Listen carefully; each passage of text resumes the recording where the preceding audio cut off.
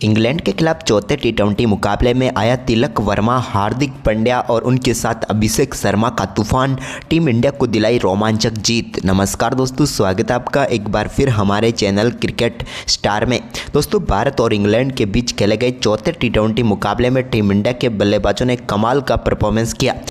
तिलक वर्मा, अभिषेक शर्मा और हार्दिक पांड्या ने शानदार परफॉर्मेंस करते हुए टीम इंडिया को ऐतिहासिक जीत दिलाई। तो दोस्तों, हम आपको इस चौथे टी20 मुकाबले का पूरा हाईलाइट तो इस वीडियो में बताएंगे, लेकिन दोस्तों उससे पहले आप भी भारतीय टीम के इस शानदार परफॉर्मेंस को देखकर खुश हैं तो इस वीडियो को एक लाइक करना बिल्कुल भी ना भूलें। हम इस वीडियो का लाइक टारगेट रख रहे हैं मात्र 150 लाइक। साथ ही दोस्तों, आप भी चैनल पर नए हैं और अभी तक हमारे इस चैनल को सब्सक्राइब नहीं किया तो क्रिकेट से जुड़ी हुई इसी प्रकार की अपडेट के लिए हमारे इस चैनल को सब्सक्राइब करके बेल आइकन जरूर दबा लें। तो चलिए दोस्तों, जानते हैं आज के इस बेहद शानदार मुकाबले का पूरा हाईलाइट। तो दोस्तों, आज के मुकाबले की टॉस करें तो सीरीज़ में पहली बार यहां पर टॉस जीतने में कामयाब हुए इंग्लिश कप्तान जोस बटलर, लेकिन उन्होंने अपना फैसला नहीं बदला। टीम को एक बार फिर से पहले बल्लेबाजी के लिए ही उन्होंने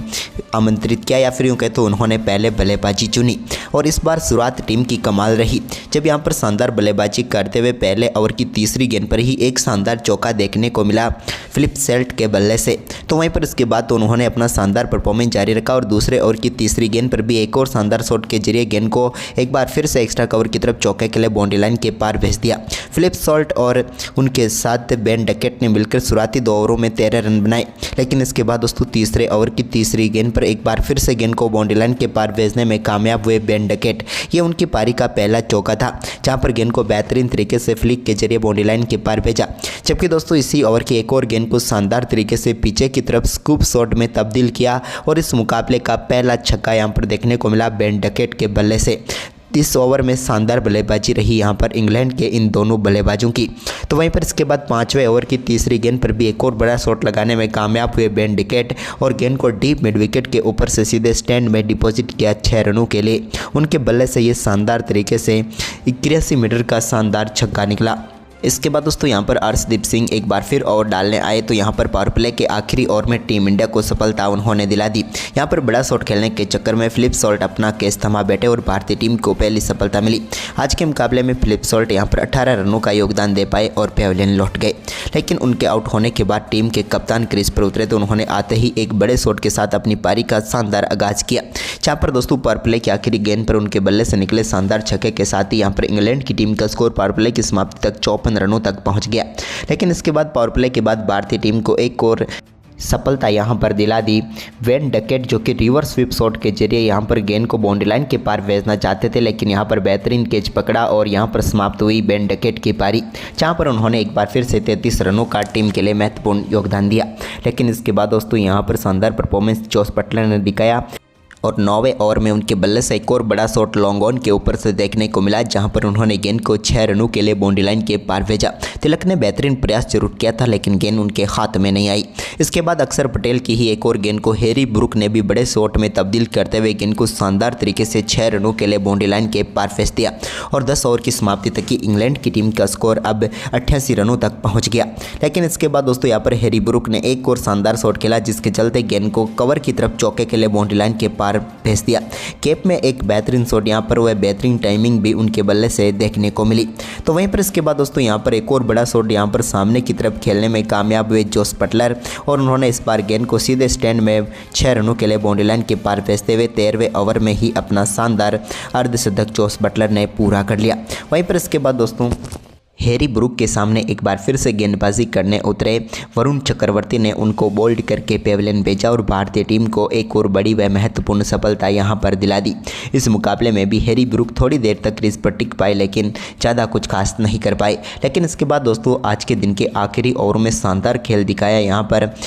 लियाम लिविंगस्टोन ने और उनके द्वारा आक्रामक बल्लेबाजी हुई, जिसके चलते यहां पर इंग्लैंड की टीम का स्कोर तेज़ी से आगे बढ़ा। उन्होंने पहले तो एक बैकवर्ड स्क्वायर लेग की तरफ शानदार छक्का जड़ा, तो वहीं पर इसके बाद दोस्तों 17वें ओवर की तीसरी गेंद पर भी डीप मिड विकेट के ऊपर से एक और गेंद को स्टैंड में भेजने में वो कामयाब हुए। वहीं पर आखिरी 5 ओवरों में शानदार बल्लेबाजी करते हुए टीम के कप्तान जोस बटलर और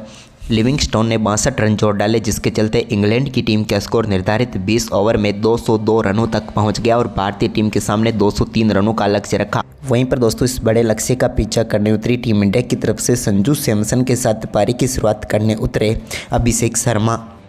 लेकिन दोस्तों पहले ओवर का ही सामना करे अभिषेक ने पहली ही गेंद पर एक बेहतरीन कवर ड्राइव शॉट खेला और इसके जरिए गेंद को बाउंड्री लाइन के पार फेंक दिया चौके के लिए और शानदार शुरुआत टीम इंडिया के लिए कर दी। इसके बाद दोस्तों यहाँ पर चोपड़ा आर्चर के ही ओवर की तीसरी गेंद को ही एक बार फिर से शानदार शॉट में तब्दील किया और एक बार फिर से यहाँ पर उन्होंने एक्स्ट्रा कवर के ऊपर से ही गेंद को चौके के लिए बाउंड्री लाइन के पार फेंक दिया। जबकि दोस्तों पहले ओवर की आखिरी गेंद पर संजू सैमसन ने भी बड़ा शॉट खेला और चोपड़ा आर्चर की गेंद को 6 रनों के लिए बाउंड्री लाइन के पार भेजकर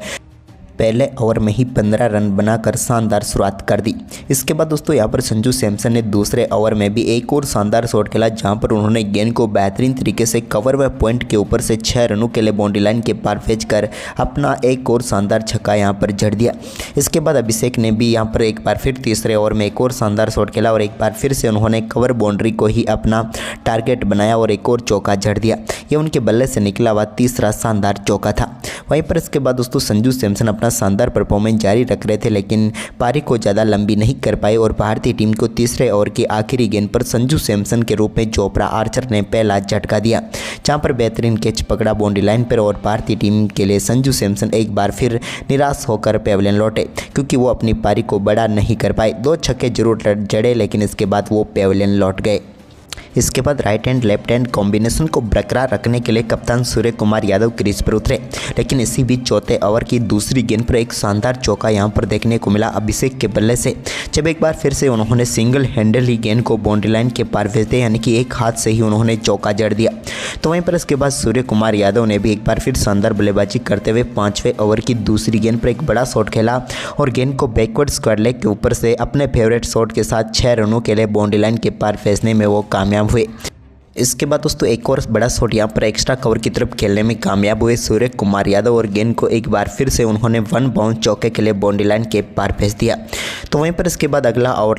लेकर आए मार्कवुड के ओवर में भारतीय टीम को सूर्य कुमार यादव के रूप में एक और झटका लगा, जब सूर्य कुमार यादव को बोल्ड करके उन्होंने पेविलियन भेज दिया और भारतीय टीम के लिए एक बार फिर कुछ खास नहीं कर पाए सूर्य कुमार यादव। एक शानदार छक्का व एक चौका लगाकर वो एक बार फिर से पेविलियन लौट गए। सूर्या के आउट होने के बाद अब टीम इंडिया की कप्तानी तिलक और अभिषेक के ऊपर आ चुकी थी। इसी बीच दोस्तों यहाँ पर शानदार बल्लेबाजी करते हुए आदिल रशीद जो कि 8वां ओवर लेकर आए, उनके ओवर की पहली गेंद पर अभिषेक के बल्ले से एक शानदार शॉट देखने को मिला, जहां पर गेंद को उन्होंने एक बार फिर से एक्स्ट्रा कवर की तरफ चौके के लिए बाउंड्री लाइन के पार भेजा। तो वहीं पर इसकी अगली ही गेंद पर उन्होंने बैकफुट से गेंद को एक बार फिर से बैकवर्ड पॉइंट की तरफ चौके के लिए बाउंड्री लाइन के पार भेजकर बैक टू बैक 2 गेंदों पर 2 शानदार चौके यहां पर अभिषेक के बल्ले से देखने को मिले। लेकिन दोस्तों ओवर की तीसरी गेंद पर वो कहां चुप रहने वाले थे। तीसरी गेंद को भी एक बार फिर से बड़े शॉट में तब्दील किया और इस बार गेंद को डीप मिड विकेट के ऊपर से बाउंड्री लाइन के पार भेजते हुए स्टैंड में डिपॉजिट कर दिया और एक और शानदार छक्का यहां पर उन्होंने जड़ दिया।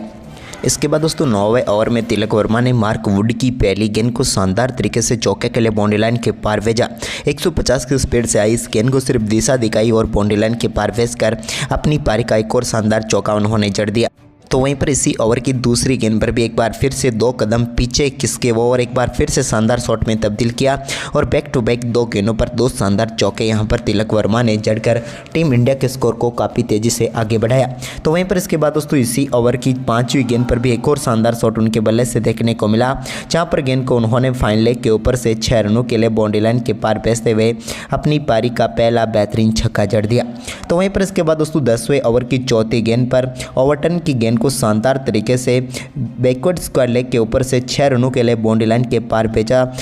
अभिषेक शर्मा ने और इस शानदार छक्के के साथ ही बेहतरीन बल्लेबाजी करते हुए उन्होंने अपना अर्धशतक मात्र 24 गेंदों पर पूरा कर लिया और टीम इंडिया का स्कोर 10 ओवर की समाप्ति के बाद ही शानदार तरीके से 104 रनों तक पहुंच गया। यानी कि दोस्तों इस मुकाबले में टीम इंडिया मजबूत पकड़ बना चुकी थी।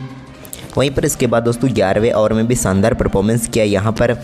अभिषेक शर्मा ने और एक और गेंद को बड़े शॉट में तब्दील करते हुए उन्होंने सामने की तरफ शानदार छक्का जड़ा। यह छक्का 85 मीटर दूर जाकर गिरा, जहां पर उन्होंने गेंद को स्टैंड में डिपॉजिट कर दिया। तो वहीं पर इसके बाद तिलक वर्मा ने भी आज के दिन के 12वें ओवर में एक और शानदार शॉट खेला और इस बार गेंद को उन्होंने बेहतरीन तरीके से 4 के लिए बाउंड्री लाइन के पार भेजते हुए शानदार तरीके से टीम के स्कोर को आगे बढ़ाया। वहीं पर आज के दिन का 14वां ओवर लेकर आए आदिल रशीद की पहली गेंद पर बड़ा शॉट रसीद कर दिया। यहां पर अभिषेक शर्मा ने और गेंद को एक बार फिर से एक्स्ट्रा कवर के ऊपर से 6 रनों के लिए बाउंड्री लाइन के पार भेजा। लेकिन दोस्तों इसी ओवर की आखिरी गेंद पर भारतीय टीम को एक और झटका लगा, जब यहां पर बड़ा शॉट खेलना चाहते थे अभिषेक शर्मा, लेकिन इस बार गेंद उनके बल्ले पर सही तरीके से टाइम नहीं हो पाई और सीधे पहुंच गई हैरी ब्रूक के हाथ में और उन्होंने शानदार कैच पकड़ा और इस मुकाबले में 78 रनों की शानदार पारी खेलकर पवेलियन लौटे अभिषेक शर्मा। उनके आउट होने के बाद क्रीज पर उतरे टीम इंडिया के लिए हार्दिक पांड्या। इसी बीच दोस्तों 15वें ओवर की तीसरी गेंद पर एक और शानदार शॉट यहां पर मार्क वुड की गेंद पर देखने को मिला तिलक वर्मा के बल्ले से, जहां पर एक बार फिर से उन्होंने गेंद को बैकवर्ड स्क्वायर लेग के ऊपर से ही 6 रनों के लिए बाउंड्री लाइन के पार भेजा। लेकिन इसी बीच दोस्तों यहां पर 16वें, 17वें व 18वें ओवर में इंग्लैंड के गेंदबाजों ने शानदार वापसी की और तीन ओवर में मात्र 17 रन खर्च किए, जिसके चलते मुकाबला अब आखिरी 2 ओवरों में पहुंचा, जहां पर भारतीय टीम को जीत के लिए चाहिए थे 27 रन और गेंदबाजी अब जोफ्रा आर्चर के हाथ में थी 19वें ओवर में। तो वहीं पर इंग्लैंड की टीम की उम्मीदें पिछले मुकाबले की तरह ही एक बार फिर से जग चुकी थी। वहीं पर दोस्तों 19वें ओवर की पहली गेंद पर तिलक वर्मा ने एक और शानदार शॉट खेला और गेंद को एक बार फिर से 6 रनों के लिए बाउंड्री लाइन के पार भेजते हुए बाउंड्री लाइन के पार भेज दिया। अब टीम इंडिया को 11 गेंदों पर 21 रनों की जरूरत थी। तभी दोस्तों यहां पर ओवर की दूसरी गेंद पर भी जोफ्रा आर्चर की एक और गेंद को बाउंड्री लाइन के पार भेजने में कामयाब हुए यहाँ पर तिलक वर्मा। अब भारतीय टीम को मुकाबला 10 गेंदों पर 17 रनों तक पहुँच गया था, लेकिन जोफ्रा आर्चर ने आखिरी 4 गेंदें कमाल की डाली, जहाँ पर सिर्फ 2 ही रन खर्च किए, जिसके चलते अब भारतीय टीम को आखिरी ओवर तक पहुंचे इस मुकाबले में जीत के लिए चाहिए थी अभी भी 15 रन। और अब गेंदबाजी यहां पर जोफ्रा आर्चर की तो समाप्त हो चुकी थी, यानी कि कप्तान अब आखिरी ओवर किसको दे रहे थे ये बड़ी जिम्मेदारी थी और उन्होंने आखिरकार फैसला किया मार्क वुड की तरफ जाने का, जबकि स्ट्राइक पर थे हार्दिक पांड्या। वहीं पर दोस्तों हार्दिक पांड्या ने शानदार बल्लेबाजी करते हुए मार्क वुड की पहली गेंद जो कि पैरों पर आई, इस गेंद को बेहतरीन तरीके से फ्लिक किया और 6 रनों के लिए बाउंड्री लाइन के पार भेज दिया। वह अपनी पारी का पहला छक्का हार्दिक ने यहां पर जड़ दिया। जबकि दोस्तों ओवर की दूसरी गेंद पर भी वो कहां पीछे रहने वाले थे, थोड़ी सी शॉर्ट गेंद आई जिसको शानदार तरीके से पुल शॉट में तब्दील करते हुए गेंद को स्क्वायर लेग के ऊपर से 6 रनों के लिए बाउंड्री लाइन के पार भेजा और 2 गेंदों पर 2 छक्के जड़ दिए। जबकि दोस्तों ओवर की तीसरी गेंद पर भी उन्होंने एक और गेंद को टारगेट किया सामने की तरफ और एक और शानदार छक्का जड़ते हुए हार्दिक पांड्या ने दमदार बल्लेबाजी करते हुए इस मुकाबले में भारतीय टीम को 3 गेंदों पर 3 शानदार छक्के लगाकर शानदार जीत दिला दी। वह पिछले मुकाबले में जीत ना दिला पाने का सारी कसर यहां पर निकालते हुए टीम को शानदार जीत दिला दी। तो दोस्तों आपको हार्दिक और उनके साथ तिलक व अभिषेक की बल्लेबाजी कैसी लगी, हमें अपनी राय कमेंट में जरूर दें और इस वीडियो को अपने दोस्तों के साथ ज़्यादा से ज़्यादा शेयर जरूर करें। धन्यवाद दोस्तों वीडियो के पूरे आखिर तक बने रहने के लिए।